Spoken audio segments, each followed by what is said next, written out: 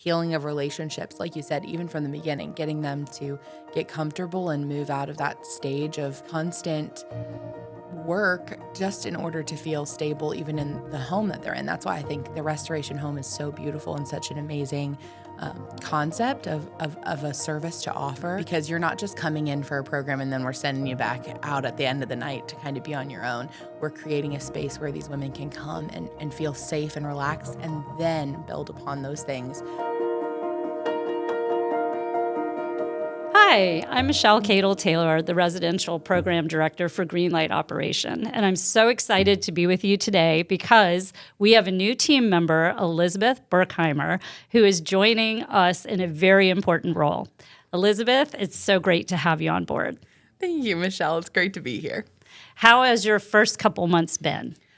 It's been incredible. It's been a whirlwind, but it's been really exciting, and getting to get acclimated to the whole team and just the mission behind Greenlight has been amazing, absolutely incredible. What are you looking forward to? Oh, wow, that's a great question. There's a lot to look forward to. I think my main thing that I'm looking forward to right now is just seeing all of the hard work that everybody's put in really come full circle and actually having residents in the home. So very excited about that. One thing I wanted to add, because I think people may not be aware, is just what a gift you are for our team. And, you know, we're picking volunteers and we're picking staff very carefully for the restoration home. We feel like it's a huge privilege that God's entrusting us to look after and to help people in the restorative process. And you are just embodying somebody who is a very welcoming presence and also very comfortable with people and showing, just without even trying to, valuing others. And that is one of the most important things that we really want to instill to the women who will be staying there. Oh, thank you, Michelle. That's so kind. Thank you. So right now we're in the middle of some exciting developments this summer. Yeah.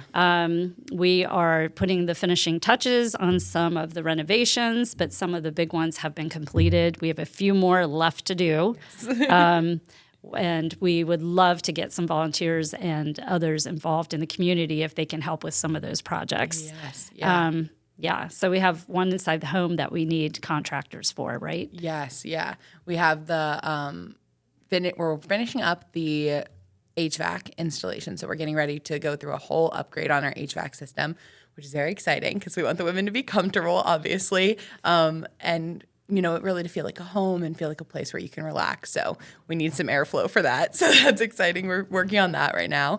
And then we're also working on some of the more random things that kind of have been left in the home. You guys have done an incredible job before I even showed up on the scene, getting the home ready to go. But there's, you know, some random little things that need done, like the great room ceiling needs to be updated and some interesting material removed, and then some, you know, insulation put up and kind of finishing up some of those projects that maybe don't seem super important, but will help the whole home kind of come together and be a safe and comfortable place for the women to live moving forward. Right. And, you know, some people might say, wow, this project's been going on for a couple of years now.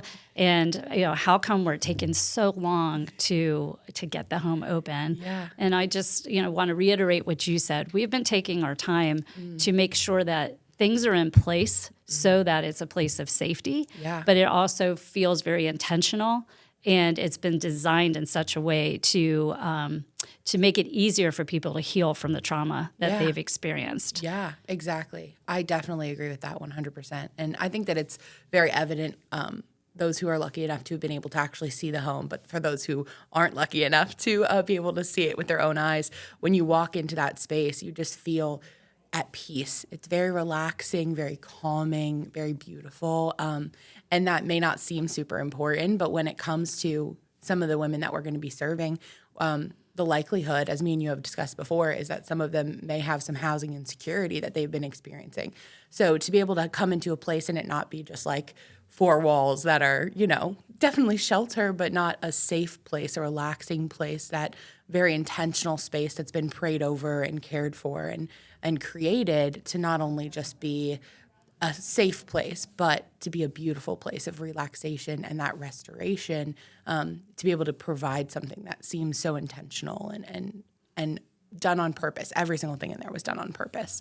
I think will provide even another element that we maybe don't even fully understand yet that will allow these women to really come full circle and have that opportunity. And I'm sure we won't understand every aspect yet. I think that as we're getting ready to open, we're following evidence-based practices to make sure that we're putting in a safe environment. We did install a security system, and it is up and operational, which is great news. But then besides that, we're also establishing parameters to provide programming that's safe for them relationally, as well as in the environment that they're in. One of the top things that women who are seeking shelter and seeking a residential program that they're looking for is safety.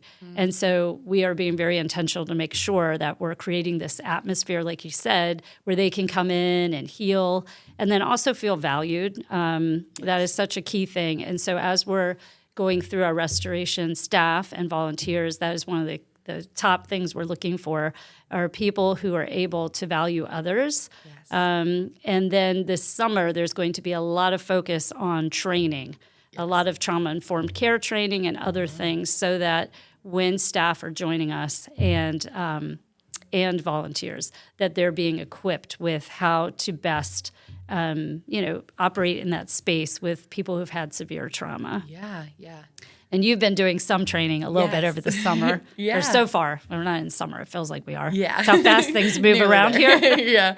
Yeah. No, it's been great. I've been really hitting the ground running and getting a lot of that very specific, intentional training done so that then when summer does roll around here right around the corner and we're working on getting all of those volunteers and staff members in place, that we're able to really instill in them, like me and you have spoken of quite a few times, we want them to feel like they have ownership over the program as well. We want them to feel empowered to really come alongside these women and not be worried about having our direction all the time, but that they've been given enough freedom and enough education in the space that they feel prepared to move forward and to serve these women without really having to think twice about it. We want them to feel so prepared, or maybe over-prepared, so that it becomes second nature and they're ready to just jump in and handle anything that may come their way. Yeah, that is definitely true. Yeah. We're getting ready to open. We'll be accepting applications in a few months. And it's an exciting time. It's also a little bit, we've been waiting for the stream to happen. So we are very excited about it. But we're also taking a realistic approach. So I don't think we're coming in with rosy colored glasses thinking that, you know what, we're going to open, everything's going to run smoothly from day one. So what Elizabeth and I have been working on a lot is really going through the process and trying to identify and highlight where we might have gaps still and try to close those gaps before we open. And, really so much thanks goes out to other restoration homes, to other institutes that we've done training with, because we have learned on the backs of others who have been there before us. And we're trying to put things in place beforehand based on their experience, but we are realistic that we know as we're walking through things. We'll have kinks to work out. Do you feel stressed out about that, being new in this role? No, actually, I think that there's a real beauty in the fact that we are taking a huge step of faith, definitely a leap of faith, moving into this next season where we're preparing and we're doing the hard work that we can do, but we also have this this continual conversation between the two of us, and I think throughout the whole staff as well, where we're ready for all of the work that we've done to be kind of spun and twisted and reconfigured as soon as we accept residents. We're going to do everything we can to be prepared, but when push comes to shove and we have women in the home, it may look a lot different than how we think it looks, on paper. But we're excited about that, I think, or at least I'm excited about the beauty of how God's going to take each of these women and then shape the program around what they need. And that's been something that I feel like you've done a beautiful job of in everything that you've worked to prepare, where it's, yes, there's a set of processes and procedures and things in place that we're working through, and that's so important. But at the same time, we're taking a leap of faith and we're stepping into what God brings us, and we're willing for that to be twisted and moved around and kind of completely turned on its axis if that's what the Lord wants to happen. So I think that that's super intentional, prayerful time that me and you have had, and then a group of wonderful volunteers who come into the home and are very intentional about prayer. I think that that's created this really big sense of peace for me, at least, moving into this next stage where I'm prepared for whatever happens, and I'm also unprepared, but I'm okay with being unprepared, if that makes sense. Yeah. Yeah. I think that the thing we have to remember is that God's in the center of it. Yeah. And that's not to say that we are just 100% saying, okay, we're just going to go with the flow and see what happens. No, Yeah. I want people to understand that it's a combination of God being present and directing us, but also due diligence and doing the training, the research, the curriculum, even to put it in place that's evidence-based, Yeah. so that it's been proven that it's going to help and help women to advance. Yeah. And the other thing we are doing is we're not trying to do everything, okay? Yeah. We're not a one-stop shop. Yeah. We can't do it all. No. So we are forming partnerships in the community to provide the trauma care, the therapy, the drug and alcohol counseling, the just so many different services. And like you said, for each resident, there'll be some that are very commonplace, but then each person's individual. So we will have to look at it as each individual to see what best goes in their care plan. Yeah. And there will be a team of people working on the care plan. It's Yeah. not just down to one person to make the decisions. Yeah. And I think what I'm looking forward to the most is just creating such an atmosphere through all these different things we're putting in place that women, when they come in, one of the biggest things in my experience that we have to gain is their trust. And so trust has been broken so much by people who have experienced sex trafficking and trauma that it can be very difficult, sometimes impossible, to be able to trust again. And so one thing I'm thrilled about is the people who are getting added to the team are people that I feel like we can trust. And I feel like God can trust them with the women that will be coming to live there. Yes. Yeah, 100%. I think that the Lord has already brought so many incredible people to the team. And I wholeheartedly believe he'll continue to fill that out and find those people that will fill the gaps and that will have specific callings put on their heart for specific things within the restoration home. I think we've already seen so many incredible volunteers come and say, hey, like, this is a passion of mine. I'd love to integrate this somehow. And I think that your willingness and your openness and Jordan and the whole team to bring in whatever these women could need and being open to working through whatever their healing process may look like. So for some of them, it may be more art focused. Some of them, it may be more, counseling focused. Some of them, it may be, cooking is how they kind of work through some of those trauma things that they've been subjected to over the years. And that's the way that they'll process, is through time in nature or through time in the kitchen or whatever it may be for them. And there's already volunteers who have said, hey, this is what I'm passionate about. This is what I'd love to do. And this is how I'd love to come alongside these women and help them heal. And I think that there's going to be beauty in that. And there's so many opportunities for that too. I don't think we'll ever have enough volunteers or enough staff members come in and be able to I don't think we'll ever have enough. I think we always will have room for there to be more people and new talents and new posture or a new position where there could be somebody who, we comes along and says, hey, I'm really passionate about this. And we're like, okay, well, we already have somebody who's doing this, but yeah, we'd love to have another. And then that person turn it and be like, oh, actually, as I'm in the home, I feel like this is where the Lord's calling me, or this is how he's redirecting me. So I think that there's room for anyone who wants to be involved and anyone who wants to contribute something to these women, because it's going to be a lot of work. It's going to be hard work, and we want to provide them holistic care, I think is a phrase that you've used a lot, holistic care. So we don't want them to ever be without something that they need. So I think having those volunteers who are willing to be like, hey, I can come in and I can help this many days a week, or I can come in once a week and help. But I have a real passion for this, and I feel like the Lord's put it on my heart. I think that the fact that we're going to be able to interweave all these people together and create a holistic plan for these women who we're getting ready to serve, I think will be a really beautiful thing. I think that is a great point, because if you're sitting there today and you're watching, and you have an idea, or you feel like, I might be able to be of help, then please reach out. All they have to do is go to the website, and just apply. Apply as a volunteer. The thing is with this, one of my biggest things as the program director is to make sure our staff and volunteer do not burn out. It is a very high burnout field when you're working with people with severe trauma, a lot of vicarious trauma, a lot of secondhand trauma. I've experienced it myself in the past. It is not fun. It can affect your physical well-being as well as your emotional and even family. So a lot of intention is going into working with some other individuals in the area to further develop our care plan so that staff and volunteers who are working in the home are cared for. And just like you said, having backups, having people who can substitute, who are trained, who are able to come in and we'll do the training, just so that if a shift goes down, we're always covered.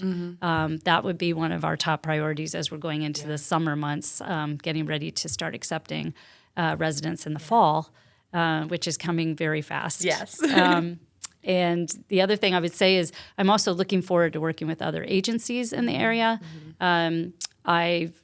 We've been working to establish relationships.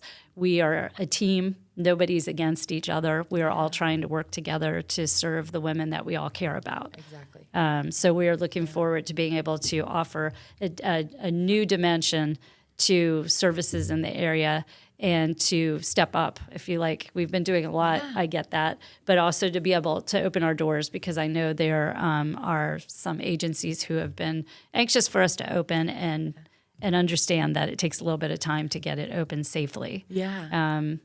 So the other thing is that you mentioned holistic care, which is great. So the program is very much divided into about 3 different phases. And the first phase really is about establishing that safety and stabilization. So when they come in, it's very intentional of being able to give them a space where they can recover and start to heal. So from physical to mental to emotional. Then we'll move into more of a growth phase. And during that phase, that's an exciting phase because they will start to gain some employment, job skills type things, and then also educational, depending on which way they're preferring to go. And that process will look different, like you said. Some may take longer to reach that stage than others. But that's going to be an exciting phase where we involve a lot of, community partners to come in and to help give courses on certain topics and things. And then our final phase, if you like, well, not really final, but in the program, it's moving them more towards independence. So it's more where they would actually start doing some work and they would still receive that job training, things like that, as they're getting ready to graduate and go into the next phase of their life. Which it's a continuum of care. So it's not like they're with us for a year and a half and then goodbye, we never see you again. No, we will be working with them and looking at what their plans might be to get them into housing, to see where they're going next and make sure it's a safe process and that they're surrounded by people. Part of our process is to help them to be able to establish healthy boundaries in relationships and to be able to start to open up to having community around them, which sometimes the very community they had around them have been who's turned against them and hurt them. It's definitely going to be a very intensive process, that healing of relationships, like you said, even from the beginning, getting them to get comfortable and move out of that stage of constant work just in order to feel stable even in the home that they're in. That's why I think the restoration home is so beautiful and such an amazing concept of a service to offer, because you're not just coming in for a program and then we're sending you back out at the end of the night to kind of be on your own. We're creating a space where these women can come and feel safe and relaxed, and then build upon those things, and start their repair of relationships actually from, day one, even maybe negative day one from this intake process that we're getting ready to go through. It's an opportunity for us to just be a safe and a comfortable place for these women to start that journey and that process, and then repair their relationships through just showing up and being there and being, safe, comfortable people, but then also kind of challenging those patterns and those that trauma that they've been through, and being like, hey, this isn't how it always is supposed to be. This isn't how a healthy relationship looks. Let us show you what a healthy relationship is, and give you the skills to work through those things moving forward, and then not releasing them to kind of be on their own at the end, to provide that continuum of care and setting up them for success in every way, spiritually, mentally, physically. All of those things are all going to come together into this care program that we're building, that will then allow these women to step back out into the world and feel really well equipped and healed and restored. So I'm going to be the devil's advocate a little bit here. I'm going to say, so we've talked about what we're looking forward to. Yeah. Right? What would you say you may be a little nervous about as we get ready to open? Because if we're real, all of us are real people. Yeah. And so as we're getting ready to do something, there's this excitement, but then there's also a little bit of apprehension sometimes, like, how am I going to do with this? And I actually feel, as I'm saying this, I'm probably speaking to some people right now who are watching, who would love, love, love to get involved, but it's like they're worried that they're not good enough, or they're not qualified enough, or they maybe don't have the experience that they need to be able to step into something like this.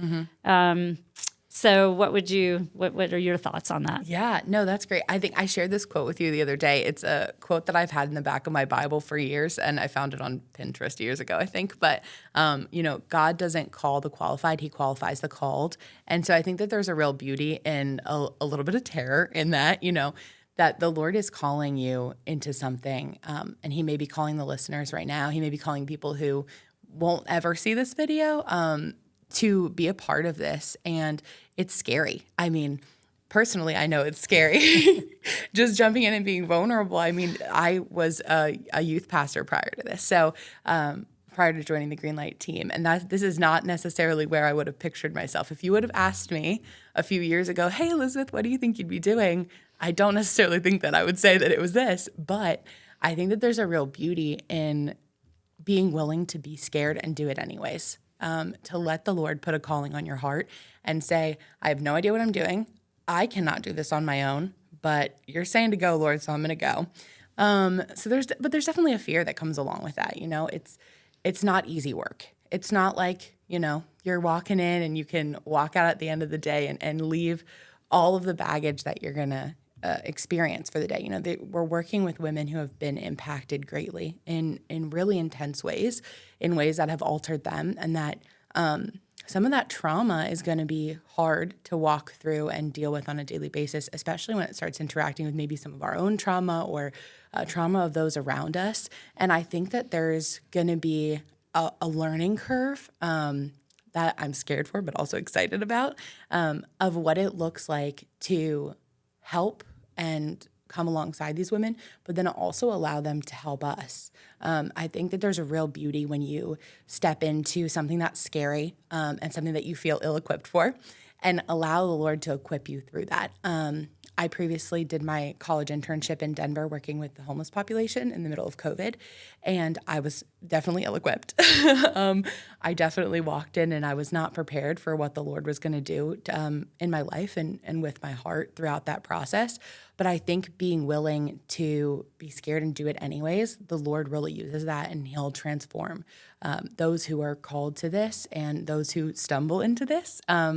I think he'll really transform our hearts and allow us to be healed by these women too. I think that there's a real beauty in maybe not walking through the same thing that they have, but having the ability to be vulnerable with them anyways and be like, hey, I don't understand your exact situation, but this may have happened to me, or this is where, this is what has has happened in my life. And I think that the Lord is saying, this is important for you to work through this healing, and this is how he's helped me heal, even if they're not completely related. I think that there's going to be a real beauty in being vulnerable with the women and then letting them teach us things as well. Sorry, I got a little off track there, but Yeah, no, that is exactly right. Yeah. I was going to bring that up, Yeah. is that in my experience, it has been a privilege with all the different women in trauma that I've gotten to work with. And I say work with, not work for necessarily. I've worked on their behalf, yes. Yeah. But what happens in that process is there's things from my own trauma that ends up getting confronted. Yeah. Sometimes it's not pleasant. Yeah. But the truth is that I've grown so much from that experience, and I've learned so much from the women that I've gotten to work with. And I feel like that's been a huge blessing to my life. And you're right, it's not always easy because sometimes our trauma rubs up against their trauma. But when we're able to work past that, some very beautiful things and rewarding things can happen. Yeah. So I'm looking forward to who our first set of women are going to be. I'm curious to see who we do have come on board when we open our doors and what it looks like. And I think that's going to be exciting to see who we have in our first group, and then working with our whole team as well, because everybody who puts their hands to this, your life is going to be enhanced. I will be willing to say that. There's no way that your life's not going to grow or be enhanced, because there's so many beautiful unwrapped gifts in these women, and they've just, at some time, maybe they had dreams and the dreams got trampled, and they stuff those things back down. Maybe they're out of touch with their dreams. Maybe things are going on from a mental health space that are results of the trauma. We're not going to be ignoring those things. So just because we have God at the center of our program does not mean that we're not going to be addressing these needs. And so I want to make sure that everyone understands that this is a program that's going to address the mental health aspect of it, because in my experience that has been a huge disruptor, if not the biggest one. I think I'm going to go out on a limb and say for me, I feel like in my experience working with women, that has been the single biggest factor that ends up tripping them up. And so for years I was just thinking, God, it'd be great if there's just a safe place that they could live, and they would have a period of time where they don't have to worry about paying their bills as they're working. They don't have to worry about are they going to get evicted tomorrow because they can't pay their bills because something happens at work that was triggered by trauma that wasn't resolved, and now they're fighting for their kids, they've lost their job, all those things. And I would dream of a place where they could come, and the primary focus was restoration, restoration of their own identity, restoration to who they are, and that healing. And now here we get the opportunity to do that, where restoration is the main focus, because out of that place of healing, they will then be better equipped to break the cycle, whether it's homelessness, mental health issues, whatever it is.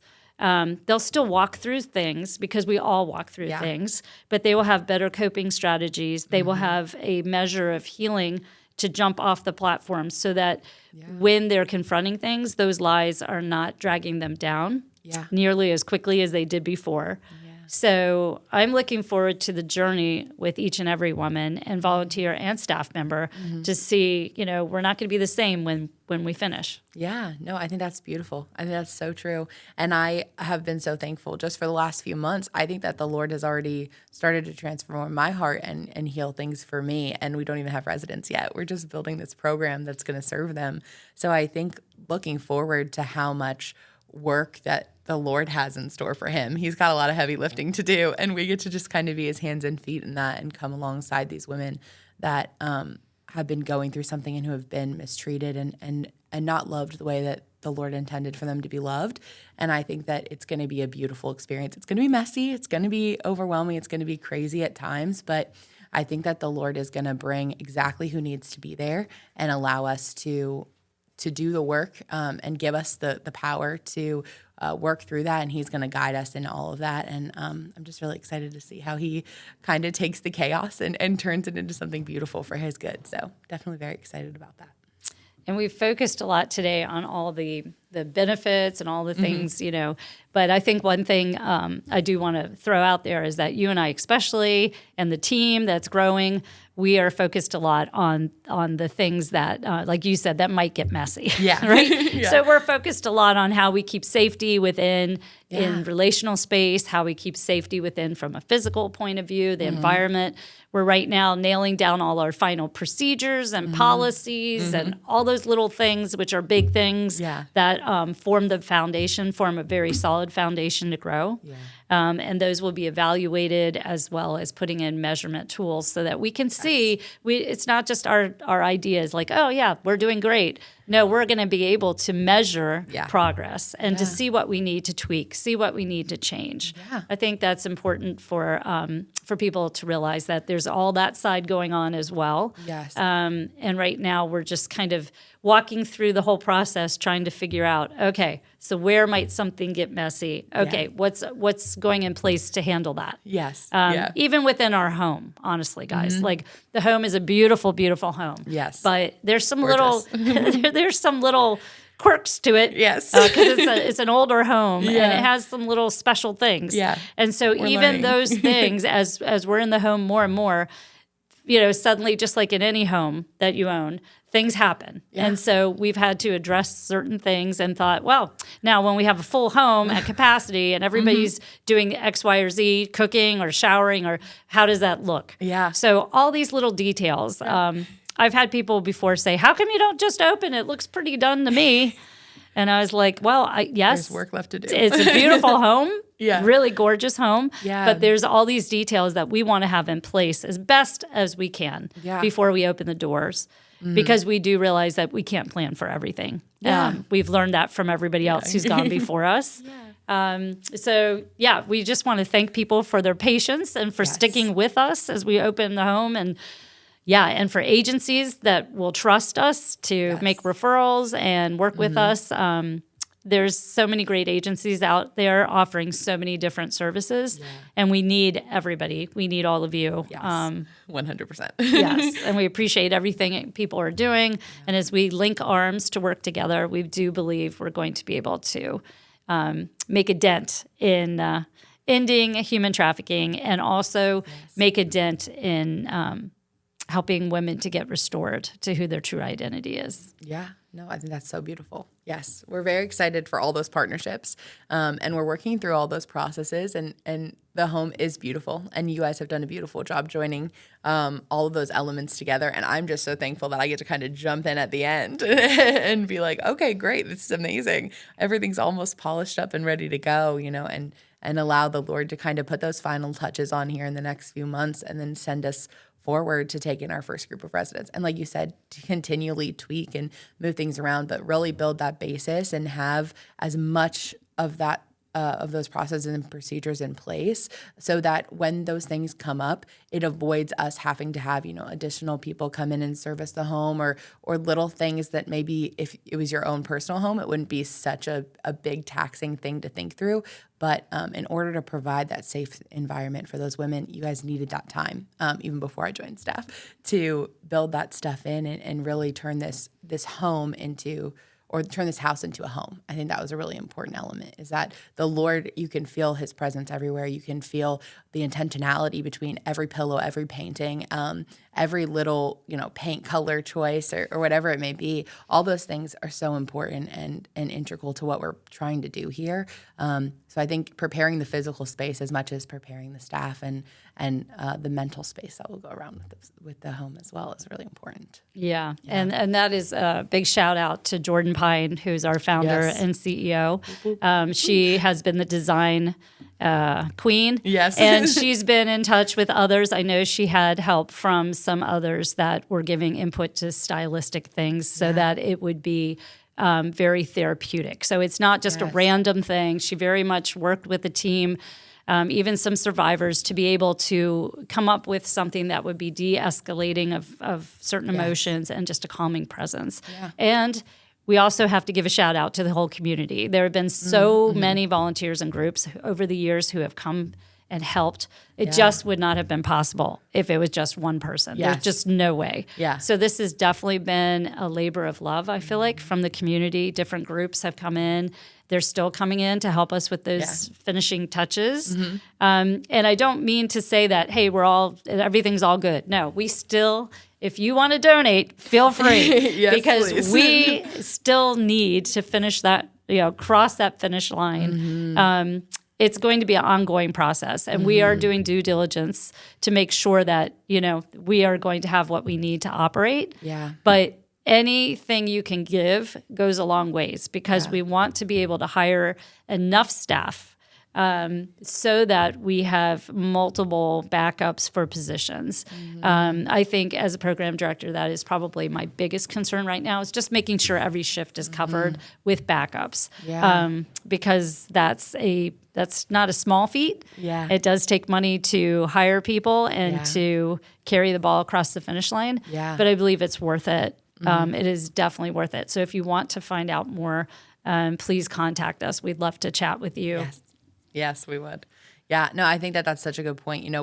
We've talked a lot about everything that kind of has already been done and highlighted a lot of stuff, but there's a lot of the nitty-gritty work that's still left to happen. And a lot of those processes and procedures and the services we want to provide to these women we're going to serve, they're going to cost a pretty penny. So I think that having, community partners and donors and sponsors who want to work with us to, as we're kind of crossing this finish line and opening the home, there's a lot of work that's going to happen on the other side of those doors opening, right? So a lot of services we want to provide to these women that are going to be absolutely imperative to that healing journey that are left to be covered. So I think that our donors who are incredible, and I'm still learning a little bit about all of that as well, all of the love and the care and the service, and then also the sponsoring and the funding that has been put forth in order to make this home even a possibility when we kind of cross that finish line and make it a reality. We'll continue to need those things. So I think definitely, if you're willing to donate, please do. Yeah. You're sowing into good ground, and you're sowing into changing somebody's life. Yeah. So as we wrap up, Elizabeth, Yes. I'm going to let you have the last word. Okay. Okay. So what would you want? What would you want possible volunteers or people who might just want to get involved overall with Greenlight? What would you like them to? What would you want to tell them? Yeah, that's a great question. I think that the number one thing I want to say is that when you are willing to take a step forward in faith, the Lord is able to do incredible things you could never imagine. And I think that this restoration home is going to be like a breeding ground for beauty and transformation in everyone who puts their hands to it. Not only the women we're going to serve, but the volunteers and the staff members that are going to come forward and be a part of what we're doing. The Lord is going to do things that you could never expect. I touched a little bit on my internship when I was in college. The way that the things that I experienced while I was there, the way that the Lord is still using them today, has been incredible and transformative in my life, and has altered, I think, a little bit of who I am as a human being, because I was willing to take that step. And I was willing to be a little afraid while doing what I was called to do. So I think if you have that itch, that inkling, reach out, have a conversation with us, because the impact that this can have on your life in such a positive way as a member of the service team that we're putting together right now is immeasurable. I think that the Lord is going to continue to transform everyone who walks through those doors through their ability to be willing to serve. And so I think that there's going to be so much beauty that comes out of that. So if you're thinking about volunteering, if you're on the edge about volunteering, reach out, have that conversation with me and Michelle. We would love to continue to invest in those who are willing to invest in this program. And I think that the transformation that is possible is going to be so beautiful. So come be a part of it, and we'd love to have you. I think it's probably what I'd say. Okay, great. Sounds good. Well, thanks for having me, Michelle. I'm very excited. Thanks for being here, Elizabeth.